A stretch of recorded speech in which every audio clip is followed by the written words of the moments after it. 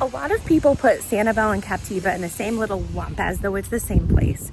And I think that that's because the bridge that you take to get from the mainland to the island is the same. You have to go through Sanibel to get to Captiva unless you're coming by boat. But they are two very different places, maybe not very different, but they are two different places, two different towns, similar but different vibes. And so that's why we decided to make Captiva its own video. If you're curious about Sanibel, definitely check out our last video because we cover everything that you would want to know about Sanibel. I would recommend if you're coming to Sanibel to check out both of them. It's very easy to do. And vice versa, if you're coming to Captiva, definitely check out Sanibel. You have to go through Sanibel to get here anyway, like I said, so definitely spend time in both. But today we are covering Captiva Island here in Florida. We are gonna go to breakfast at the Key Lime Bistro. They have only been open for a couple of weeks from Ian, so it has been a long time coming. They have breakfast, lunch, and dinner. Obviously, like I said, we're going for breakfast and I'm so excited. It's one of those little shops or like one of those little restaurants right on the main part of Captiva, so you can't miss it. It's a super funky and colorful little restaurant. I'm so excited.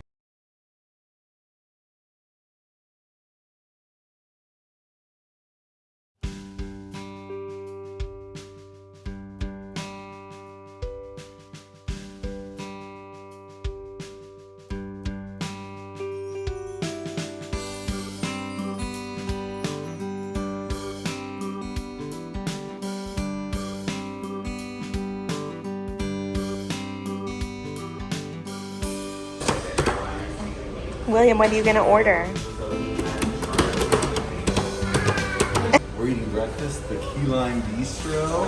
It just opened a few weeks ago, and we got 2 wild babies with us. Let's see how it goes. How's it gonna go? It's going really good so far.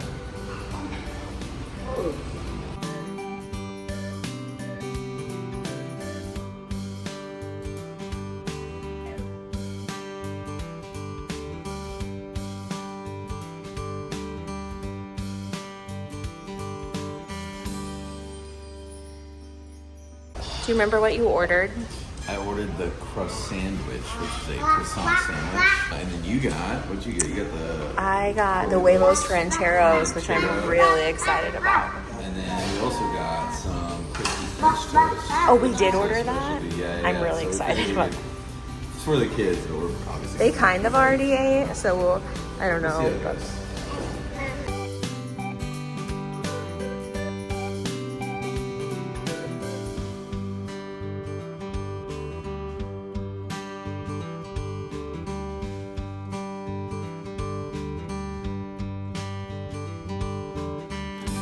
Now, it is not a secret or a surprise that Captiva and Sanibel were majorly affected by Hurricane Ian in 2022. Some buildings and some businesses still haven't reopened from it. Some of them are still working on it, but a lot of them have made a comeback. So I have covered a lot of hurricane footage in our local area, Tampa Bay. And so I'm not gonna spend a ton of time on that, but I am gonna show you some of the main places. And one of those that I'm coming up on right now is the Mucky Duck. Now, the Mucky Duck actually did okay during Hurricane Ian. Comparatively anyway. It was actually Milton. It really took it out recently.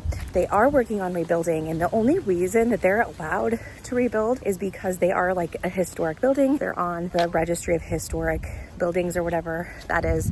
Kind of, you can't think of the exact word, but hopefully you understand what I mean. Because if they were not, this 1-story building right there that's right on the beach wouldn't be allowed to rebuild. They are doing everything they can to make it as strong and as hurricane proof as possible. And there's been like a little bit of backlash, I think, about rebuilding a 1-story building right on the beach. But I think if you get it, you get it. It's a historic restaurant and bar that everyone loved, and it's so meaningful, and so it's worth it to put the time in. I'll show you a little bit more of what it looks like, but you can see why it's popular. The beach here is unreal. Now imagine sitting here with an amazing cocktail from a beach bar right here. Maybe not super vibey looking right now, but you see the vision and you see why people loved it here so much. Now the Mucky Duck is at the end of this street right here. That's the main street here in Captiva. It's Andy Ross Lane. Hopefully I'm saying that right. Maybe it's Andy Rossi. I'm not 100% sure. But the whole entire street is just like really cute houses, really colorful buildings, restaurants, small shops. So at the end, there are some privately owned houses and obviously the Mucky Duck right here. But ultimately, if you come to Captiva, you can't avoid this street. Most of everything that you're gonna wanna do is on it. And it's whimsical and colorful and islandy and fun. It's amazing.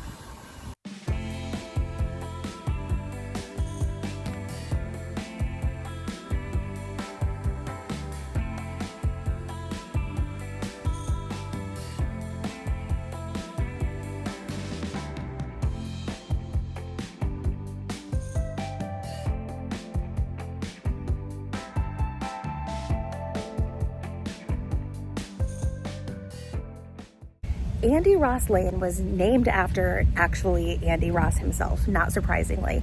He was an Englishman who moved to Tampa at the age of 16, and that was in 1903.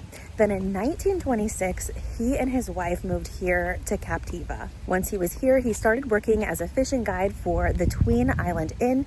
We're actually hoping to go there a little bit later today on a day pass, as much as I would love to stay there. We don't quite have time for that, but more on that later. He eventually bought his own dock, which was really known as Andy's Fishing Pier. He also moved the general store away from his dock to where it is now. He did a lot for Captiva. He opened a restaurant and a saloon and then a fish house, which was also the only place that mail could come in or go out.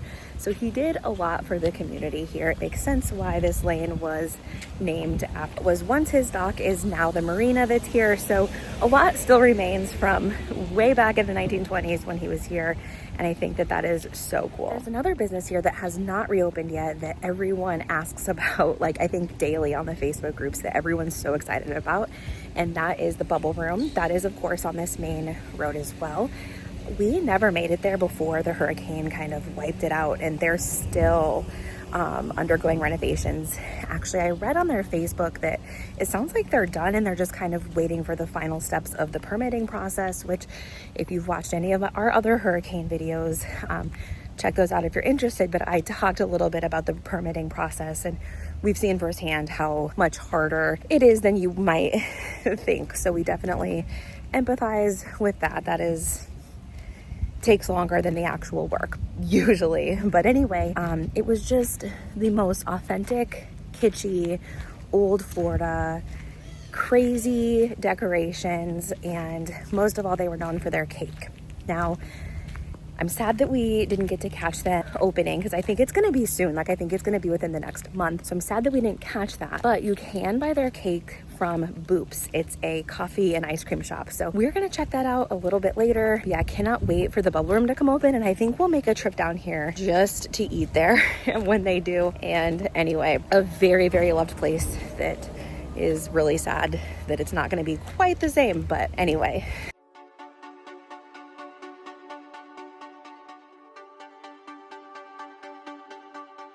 This video was actually taken at the end of June, and I am happy to report that the Bubble Room is back open. It reopened on the 14th, so very recently, and actually reports are that it's very much the same as it was before. So I'm happy to report that as well, and hopefully you're happy to hear it.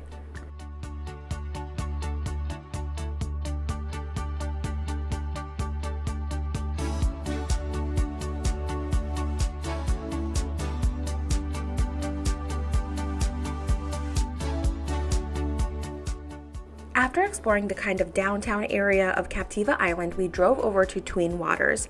Tween Waters is in Captiva, but it is a little bit outside of the main area, if that makes sense. It's kind of along the road that leads into Captiva. So anyway, I wanted to show you these views while you're driving. They are absolutely stunning. I cannot get over the color of the water here and just how many open spots there are to enjoy the views from the road. We just got the day pass for Tween Waters. We're gonna go check out the pool, hang out, maybe get some food here. It's a really cool resort, lots of restaurants, and looks pretty neat. The cottages look like a really cool place to stay. We're definitely gonna have to come back here, but the pool area, and they have their own private beach too. So check it out. Got a day pass here. Gonna hang up the parking. And I got a map. I made them circle the bathrooms. So that was really important here. Bathroom here, pool. We're right over here somewhere. So let's get going. Oh my gosh. Yay, how much was it? $50 for everybody. Holy cow. Total. $50. That's insane. Like That's I have really two cheap. kids, and they're like, yeah, $50. But We will probably only be here for like an hour versus Maybe. most people who come for like the whole day. the whole day. So, Do they have a private beach? I thought I had read that. Yeah, look. they do. Private beach, Wow. yeah. And, parasailing, jet ski rental. You want to play some pickleball? They have Do you that. think I just strap the kids to me to go parasailing? Or how does that work? So, honestly, it's almost 3 now. You can probably do lots on parasailing. I'm so excited. Me too. Look at how gorgeous this is. You can see the beach over here. Okay, so I had looked at staying here because they are dog friendly, and the only reason I didn't is because this was kind of a heavy work weekend, so we needed to be in Fort Myers Beach and Sanibel, and we were also visiting family nearby, and so this location wasn't the greatest. Captiva is so tucked away, which under normal circumstances is exactly what I want, but it would have been just kind of a bit of a drive to get to each of those places every day. It wouldn't have been as practical, but I would say that most of you are probably not here to be busy and doing all of the things. And the fact that it's tucked away is a major selling point. This place is so amazing, and now I kind of wish we would have stayed here. I think it would have been worth the extra drive every day. All right, so we are getting ready to go to the beach, not the beach, the pool. The pool. One quick reminder though, if, just a heads up, you check in for a day pass, they do not give you towels. Oh. The only way to obtain towels is to have a room key here. So they have no system to give you a towel until let me know that when you're in. But That actually makes sense because people steal them. People ruin it for everyone.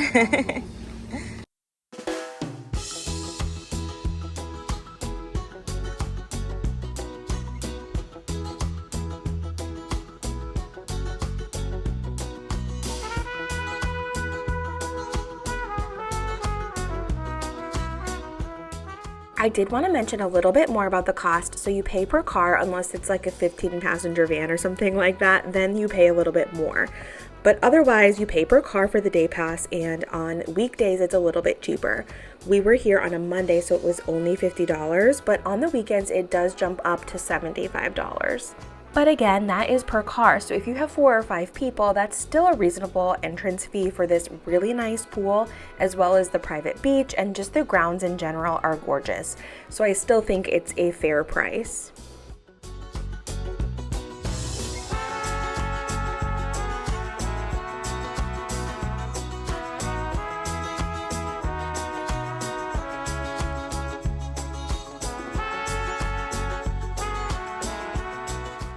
Now, if you are interested in staying there, Tween Waters does have various spots that you can stay in on their property. So there are your standard hotel room options, but then they also have these little cottages that you can rent for a little bit more space. The cottages are also these really bright, almost Key West style buildings. They're really cute. We just got done at the pool. It's absolutely amazing. I want to come back here and stay so bad. We're not gonna have time to have a full beach day, but I do wanna show you their private beach. So I'm gonna walk over. I will say we are towards the front of the resort right now. Like you can see these cottages here. The pool was like a couple of minutes of a walk from here. So if you're staying closer to like that area, then you'll have a bit of a longer walk, but you saw our walk from the reception to the pool anyways. So that's will be the additional walk from where you're staying to the beach. So even if you're the furthest away, it's not a very long walk. So let me show you the walk to the beach, and the beach is so beautiful today. It kills me that we can't just like sit on it all day long. All right, here we go.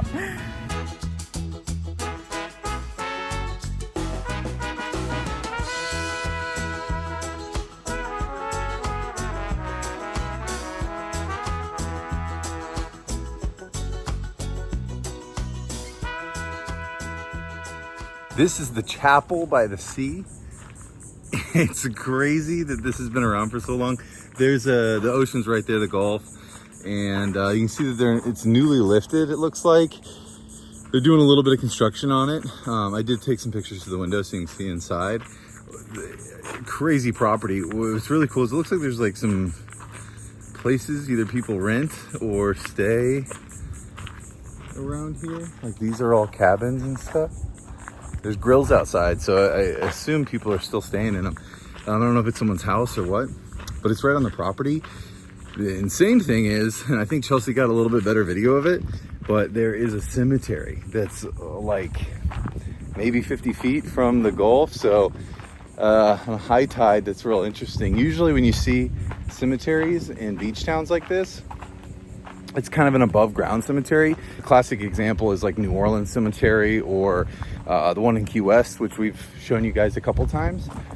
But if you look, this is the historic Captiva Cemetery. Right here's a sign for it. But yeah, it's pretty interesting.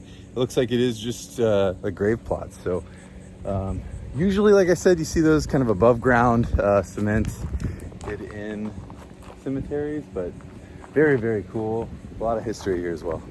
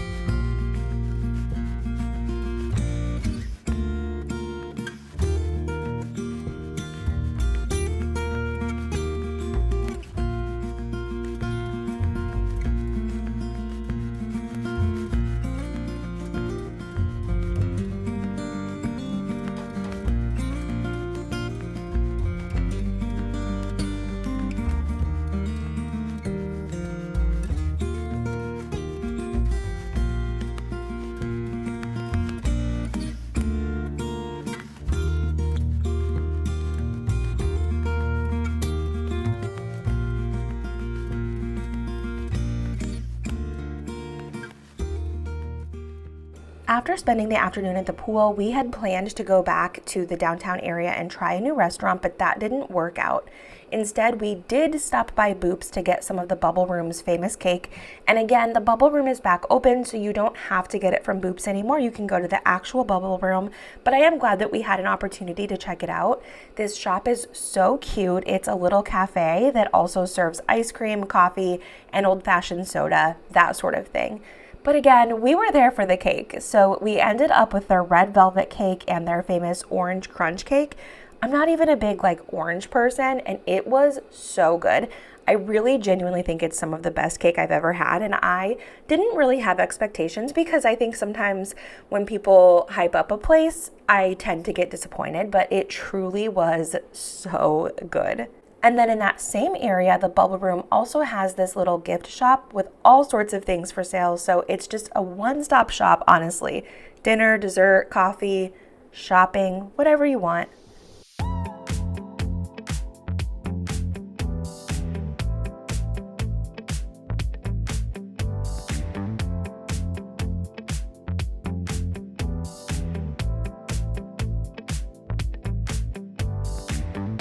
That wraps up our video in Captiva. I hope you enjoyed it. There are some things we didn't quite get to. We would really love to rent bikes and take it all over the island, both in Captiva and in Sanibel.